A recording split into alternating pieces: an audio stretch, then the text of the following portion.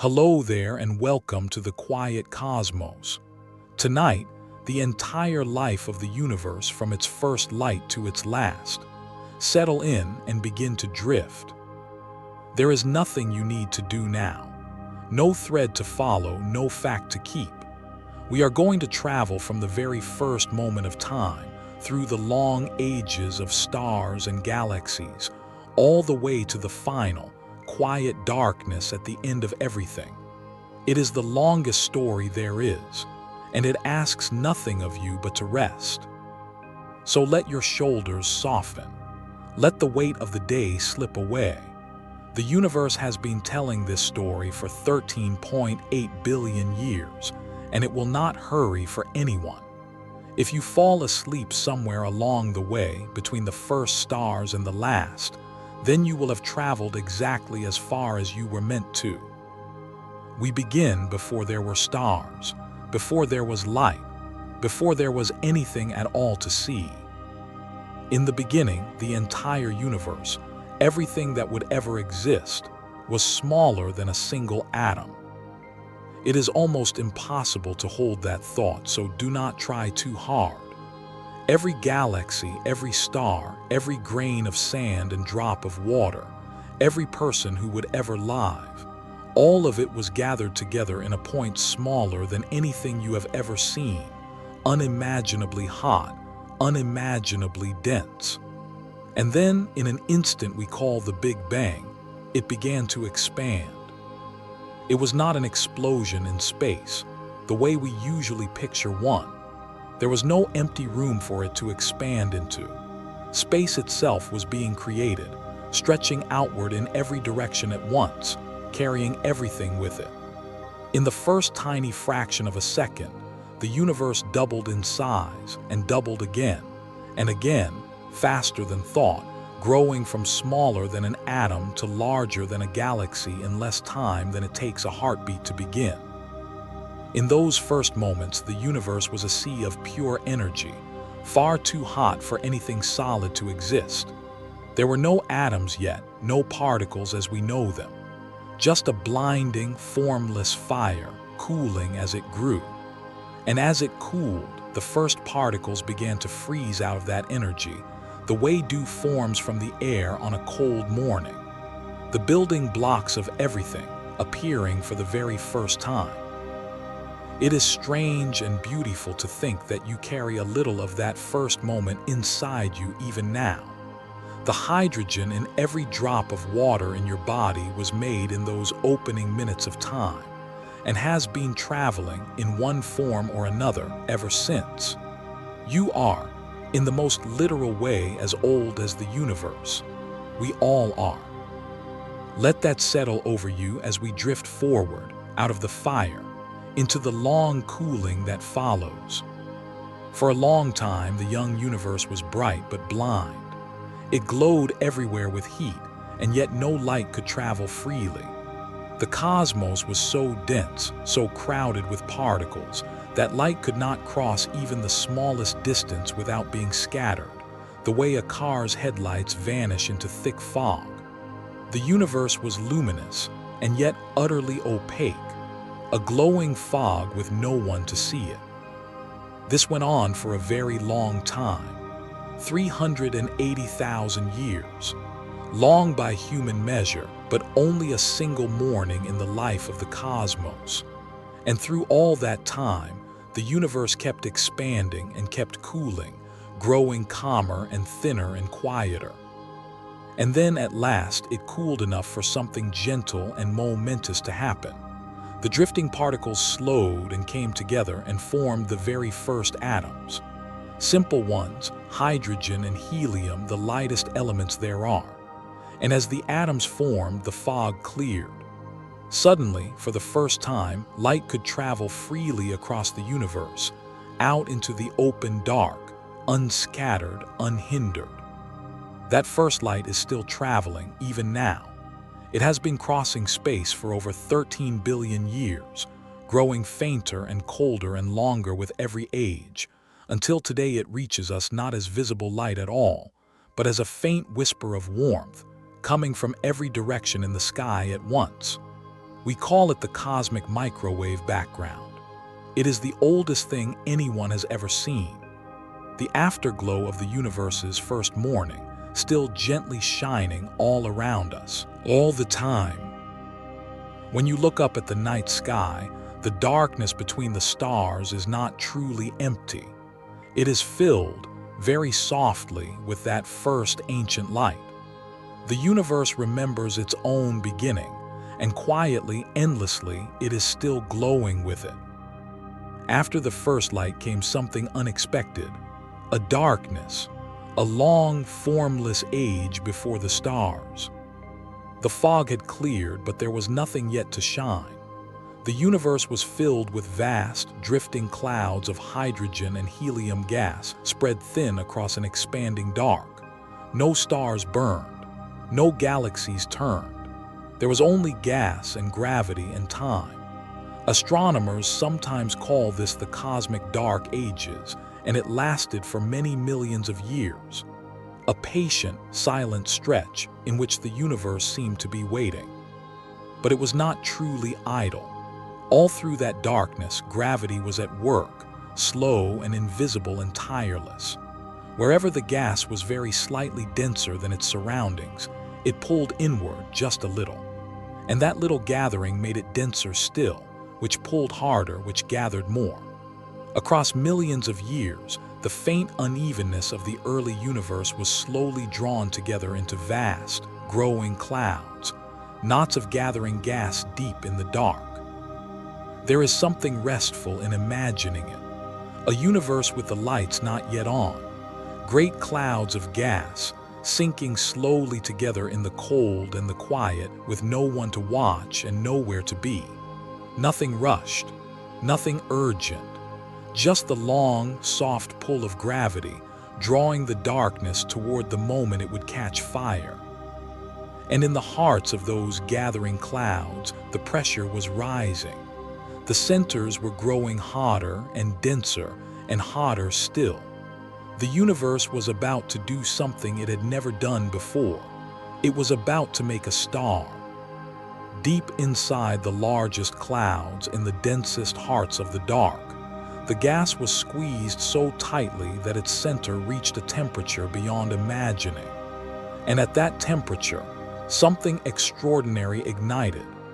The atoms at the core began to fuse together, hydrogen becoming helium, and in that fusion, releasing a flood of light and heat. The first star had been born, and then another, and another. All across the young universe, in the hearts of the gathering clouds, the first stars flickered into being, and the long darkness ended. After ages of silence, the cosmos was filled with light again, but this time it was not the formless glow of the beginning. This was the sharp, clear light of stars, the first true points of brightness the universe had ever known. These first stars were unlike any that shine today. With only the lightest elements to build from, they grew to enormous sizes, hundreds of times more massive than our sun, burning blue and fierce and fast. They lived hard and briefly, blazing through their fuel in just a few million years, a mere flicker in cosmic time. And then they died, not quietly, but in tremendous explosions that lit the dark for a moment like beacons. And here is the quiet wonder of it. Those first stars, in their burning and their dying, did something that would change everything. In their hot hearts and in the fire of their deaths, they forged new elements, heavier ones that had never existed before. Carbon, oxygen, iron, the very atoms that would one day make planets and oceans and living things. The first stars were the universe's first furnaces, and in them, the ingredients of worlds and of life were made for the very first time and scattered out into the dark. Everything that you are made of, beyond the simple hydrogen of the beginning, was forged in the heart of a star. You are quite truly made of starlight, gathered and cooled across billions of years. Hold that gently as you rest. The universe built you slowly out of its own first fires. The first stars did not drift alone. They were born in clusters in the hearts of the gathering clouds, and gravity kept drawing those clusters together. Star by star, cluster by cluster, the universe began to assemble its great islands of light, the first galaxies. They were small and ragged at first, nothing like the grand spirals we know today. Just clumps of young stars and gas, glowing faintly in the dark, pulled together by gravity's patient hand. But they grew. They drew in more gas and made more stars. They drifted toward one another and merged, and the merging built them larger still. Across hundreds of millions of years, these small bright knots grew into true galaxies, vast wheeling cities of stars, each one holding millions, and then billions of suns. And as they grew, they settled into the shapes we would one day recognize. Some became great spirals, their arms turning slowly through the dark, lit with the blue of newborn stars. Others became smooth and golden, vast clouds of older suns. And everywhere, gravity went on gathering them into groups and clusters, galaxies drawn to galaxies, until the universe took on the structure it still has today. A vast cosmic web, with galaxies strung like points of light along invisible threads, and great dark voids between them. It took billions of years for all of this to take shape, and it is still going on even now. But step back far enough and a pattern emerges, lovely and strange. The universe is not scattered at random. It is woven. Threads of galaxies, glowing softly across unimaginable distances, with the dark spaces between them like the gaps in a great and silent net. From the first uneven whisper in the early dark, gravity built all of this patiently across the ages. And somewhere in that web, in one ordinary galaxy among trillions, the stage was being set for a star, and a world that would matter very much to us. 9 billion years after the beginning, in the quiet outskirts of a spiral galaxy we would come to call the Milky Way, a cloud of gas and dust began to collapse. There was nothing special about it as cosmic events go. Such clouds were collapsing all across the galaxy, all the time making new stars by the thousands. This one had been drifting for ages, cold and dark, a great cloud of hydrogen mixed with the dust of older stars that had lived and died before it. And then something, perhaps the shockwave of a distant exploding star, gave it the smallest push, and the cloud began to fall inward, gathering toward its center, growing denser and warmer as it fell. At the heart of the collapsing cloud, the pressure and the heat climbed higher and higher, until that center too caught fire and fusion began. A new star had ignited, steady and yellow and warm, our sun. And around it, in a great flattened disk of leftover gas and dust, smaller things were gathering too. Grains stuck to grains and pebbles to pebbles, and across millions of years these grew into worlds, the planets, including a small rocky one, third from the star, neither too close nor too far, where the temperature was just gentle enough for water to pool in liquid seas. That world, of course, was the Earth, your home, made from the scattered dust of dead stars gathered around a young sun 4.5 billion years ago. Everything you have ever touched, the ground beneath you, the air, the water, your own body, all of it came from that ordinary cloud, in that ordinary corner of one galaxy among countless others. It is a humbling thought and a comforting one. You are not separate from the universe, looking in from outside. You are made of it. You are the cosmos itself, gathered for a little while into something that can wonder at its own long story. And tonight, that small, warm world is turning quietly beneath you as it has for billions of years, while you rest. And so we arrive at the present day, in the great middle of the universe's life, the age of stars, the only age we have ever known. Look up on a clear night far from the city and you can see perhaps 2,000 or 3,000 stars with your own eyes. Each one is a sun, a distant furnace pouring light into the dark. And beyond the ones you can see, there are more than you could ever count. Our galaxy alone holds hundreds of billions of stars, and the universe holds perhaps 2 trillion galaxies. The numbers stop meaning anything after a while. That is all right. You do not need to hold them. Just know that the night is full, fuller than any mind can grasp, and almost every point of light is a star, burning steadily as our own sun burns. This is the universe at its brightest and busiest. Stars are being born even now, in glowing clouds scattered through every galaxy. Stars are living out their long, steady middle years as our sun is, fusing hydrogen into helium century after century. And stars are dying, gently or violently, returning their substance to the dark to be gathered into new stars and new worlds. The whole cosmos turns in this slow cycle of making and unmaking, light passing into darkness and back into light again. It feels permanent, this age of stars. The night sky seems eternal, unchanging, the same constellations our distant ancestors knew. But it is not permanent. It is a phase, a chapter, a brilliant morning in a story far longer than the stars themselves. The age of stars will last a very long time, perhaps 100 trillion years from beginning to end. But it will not last forever. Even now, in its brightness, the universe is slowly running down. For tonight, though, simply rest in it. You were born in the bright age of the cosmos, when the stars are out and the universe is warm and full of light.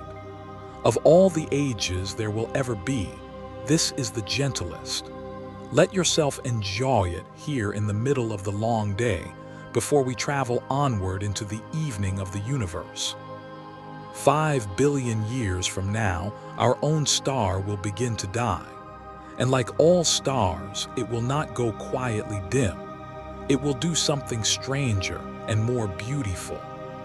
The sun has been burning for 4.5 billion years, fusing hydrogen in its core, steady and reliable. It has enough fuel left for roughly 5 billion years more, but not forever. One day, the hydrogen at its heart will finally run low.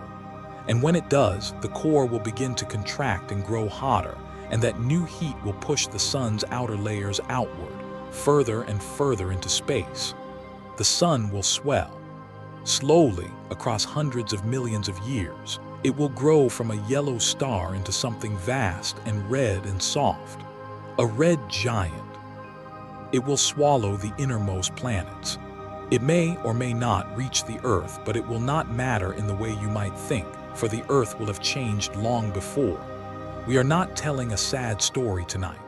We are only watching the seasons of the cosmos turn, as they always have, as they always will. And there is something gentle to hold on to. The red giant sun, for all its size, will glow softer and cooler than the sun you know. A vast, dim, red light, filling the sky like an endless sunset. And then, at the very end, the sun will let go. It will cast off its outer layers entirely, in slow and glowing shells of gas, drifting away into space, lit from within. For a few tens of thousands of years, our quiet little star will be wrapped in one of the loveliest sights in all the cosmos, a softly shining cloud called a planetary nebula. The sun's long, gentle farewell. And when that glow finally fades, what remains will be small.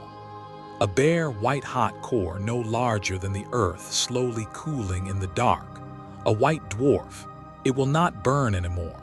It will simply glow with stored warmth, the way a stone pulled from a fire glows and cools and dims. That small white ember is the sun's true and final form.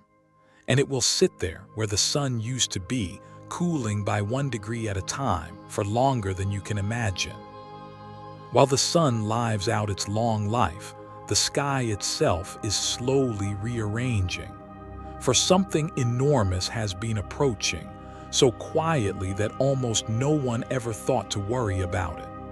Another galaxy. It is called Andromeda, our nearest great neighbor, a vast spiral of 1 trillion stars drifting toward us across the dark. It has been falling toward the Milky Way since before the Earth existed, and in about 4 or 5 billion years, around the same time our sun begins to die, it will finally arrive, and the two great galaxies will meet. But the word collision is far too violent for what actually happens. Stars are so small, and the distances between them so vast, that when two galaxies pass through one another, almost nothing touches. Imagine two great swarms of fireflies drifting through each other on a summer night. Not one of them strikes another. That is a galactic collision. Not a crash, but a slow and silent mingling, played out across hundreds of millions of years. Gravity does its patient work. The two spirals will sweep past one another, trailing long glowing ribbons of stars, and then turn and fall back and pass through again. And again. Over billions of years, swirl by swirl, the two galaxies will settle together into one, a single vast cloud of stars. Astronomers who name things long before they happen already call it Milkomda. And for a little while, the gas clouds that do collide will blaze with the birth of new stars. One last great festival of light, a final spring before the long autumn of the cosmos.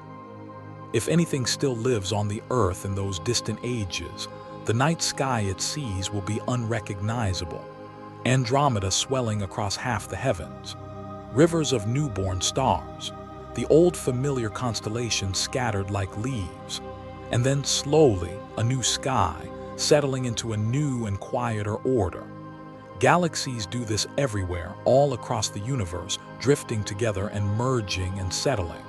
It is not destruction. It is more like two old rivers meeting and flowing on together to the sea. Travel far enough into the future, and you come to a turning point, the age when the universe begins to make its last stars. Stars are born from gas, and the universe has only so much of it. Every star that forms locks some of that gas away, and though dying stars return a little to the dark, much of it is kept forever, in white dwarfs and other dim and silent remnants. And so, very slowly, across spans of time that dwarf everything that came before, the universe is running low on the raw material for making new suns. The clouds grow thinner. The bright nurseries fall quiet, one by one. Star formation, which has filled the cosmos with light for 100 trillion years, begins, at last, to fade. There will come a time when the final star is born, the last new sun the universe will ever make, igniting somewhere in the deep future, in a cosmos already grown old and dim. It will not know that it is the last. It will simply burn as stars have always burned. And the smallest, dimmest stars, the faint red dwarfs, will burn the longest of all, sipping their fuel so slowly that they can shine for trillions upon trillions of years, far longer than the bright stars we know. They will be the last lights in the sky, glowing faint and red across an emptying universe, long after the great blue and yellow stars have gone. And then, one by one, even they will flicker out. There will be no more births to replace them. Each star that dies will leave the sky a little darker, with nothing rising to take its place. The long, slow sunset of the cosmos, the age of stars, that brilliant morning that we were lucky enough to be born into, coming gradually, peacefully to its close. It lies so unimaginably far ahead that there is nothing in it to fear. We are talking of a future so distant that the numbers themselves lose all meaning. The stars will keep us company for longer than any mind can hold. But it is worth knowing as we drift towards sleep that even the stars are part of the story and not the whole of it. After them, the universe goes on, quieter, darker, but not yet ended. After the last stars fade, the universe enters its long twilight, an age of embers and remnants, and the slow, faint glow of things that used to shine. The sky in this age would be a strange and lonely sight. No bright stars, only the cooling cinders of the suns that came before. White dwarfs, the bare cores of dead stars, drifting and dimming through the dark. Neutron stars, impossibly dense, spinning silently. And the cold, dark hulks of worlds that long ago lost their light and their warmth. The universe becomes a vast, dim museum of its own past, lit only by these fading remnants, growing colder and quieter with every passing age. And it is colder. Through all of this, the universe has never stopped expanding. The galaxies, or what remains of them, drift ever further apart. The space between things grows and grows, and as it grows, everything cools. The warmth of the old bright cosmos thins out across an ever larger dark, until the universe approaches a temperature near the absolute cold, the lowest temperature there can ever be. A cosmos of cinders, spread thin across an endless, deepening night. But even here in the long twilight, things still happen slowly. Gravity still works. The dead remnants still drift and sometimes meet and sometimes merge. The great galaxies, their stars all dark, slowly fall in upon their own centers, drawn together over spans of time so vast that the word eternity barely begins to describe them. The universe is winding down, but it has not stopped. It is only moving more and more slowly, like a vast clock running gently toward its rest. There is a deep peace in this distant age if you let yourself feel it. The struggle and the brilliance of the age of stars is over. What remains is calm and dark and unimaginably patient. The cosmos, grown old, settling slowly into stillness. And at the centers of the dead galaxies, the last great actors in the story are waiting. The black holes. They will outlast everything, and their age is coming. In the deepest reaches of the future, long after the last star has died, the universe will belong to the black holes. They have been there all along, growing quietly at the centers of galaxies, some of them holding the mass of billions of suns. And as everything else fades, as the stars go dark and the remnants cool and the galaxies fall inward, the black holes remain. They gather in the dead cores of galaxies, drawing in the cold and drifting wreckage, growing larger, until they are the largest and almost the only things left in the cosmos. Vast, silent, and dark, they preside over an empty universe, across spans of time that make all of cosmic history so far seem like a single bright instant. For an unimaginable age, the black holes simply endure. They are the most patient things that have ever existed, sitting in the dark, changing almost not at all, while the universe around them grows ever emptier and colder and more still. If anything could watch across those endless ages, it would see almost nothing happen at all. Just the dark and the silence and the great black shapes holding the last of the cosmos's mass, waiting. But even black holes do not last forever. This is the final secret of the dark.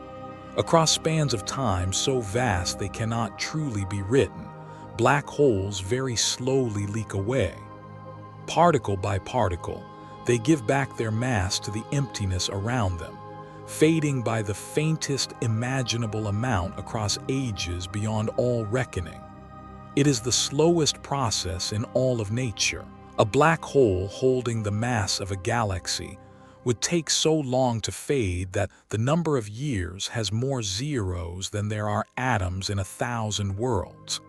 But the end is written, even so. And so, one by one, across the deepest depths of time, even the black holes will thin and dim, and at the very last, after everything else is long gone, release the final remnant of what they held in a last faint flicker and vanish. The darkest things that ever existed will be the last to leave, and they will leave quietly, returning the last of the universe's substance to the empty dark. And then, at last, comes the end of the story, not with a roar, but with the gentlest fading imaginable, the final darkness. When the last black hole has evaporated, when the last particle of light has stretched away into the cold, the universe will have become what it was always slowly becoming. A vast, smooth, even darkness stretching on without end. No stars, no galaxies, no black holes, no light and almost no warmth. Just an endless, expanding emptiness, growing ever colder, ever quieter, ever more still. Astronomers, in their gentle way, sometimes call this the heat death of the universe, but there is no violence in it. It is the deepest rest there is. It is hard to feel sad about something so far away and so peaceful. This ending lies beyond every number we have, beyond every span of time the mind can hold. It will not come for ages upon ages upon ages, long after the last star, long after the last black hole, in a future so distant that the present universe, with all its light and life, is less than the first faint second of a story billions of years long. We are living in the bright beginning. The darkness lies unimaginably far ahead. And there is something strangely comforting in it. The universe is not anxious about its ending. It moves toward that final stillness without fear, without hurry, simply unfolding as it always has, one age following another, light giving way to dark as gently as evening gives way to night. Everything that ever shone will have had its time to shine. Every star, every world, every living thing will have played its small, bright part in the long story, and then returned softly to the quiet from which it came. That is where it all leads in the end, not to a catastrophe, but to a calm, a universe at perfect rest, even and silent and still, holding within its darkness the memory of all the light that ever was. And nothing in that future has any power to trouble you tonight, here in the warm and living middle of the story, where the stars are still burning and the world is still turning, and you are safe and held and free to rest. And so we have traveled the whole length of it, from the first unimaginable moment, smaller than an atom, through the clearing of the first light, the long dark before the stars, and the kindling of the first suns. We have watched galaxies gather and turn, watched our own sun and our own world take shape from the dust of older stars. We have stood in the bright middle of the age of stars, where we are lucky enough to live. And we have drifted onward, past the death of the sun, past the merging of galaxies, past the last stars and the long twilight and the patient reign of the black holes, all the way to the final, gentle darkness at the end of everything. It is the longest story there is, and through all of it, you have been here, safe and warm, held gently to your bed by the same patient gravity that gathered the first stars and turns the most distant galaxies. You are part of this story, made of its first hydrogen and its stardust, living in its brightest age, carrying a little of its first light inside you even now. You do not need to remember any of it. Let it all drift away, the beginning and the end, the stars and the dark, the way the universe itself lets everything go softly in its own unhurried time. The cosmos has been telling this story for 13.8 billion years, and it will still be telling it unhurried when you wake. For now, there is nothing left to do and nowhere you need to be. The first light is still shining, faintly, all around you. The stars are still burning in their bright and gentle age, and the great wheel of the universe turns on slowly, patiently, while one small warm creature on one small blue world closes their eyes and lets go and drifts down into sleep. Good night, and rest well here in the bright morning of the universe among the quiet stars.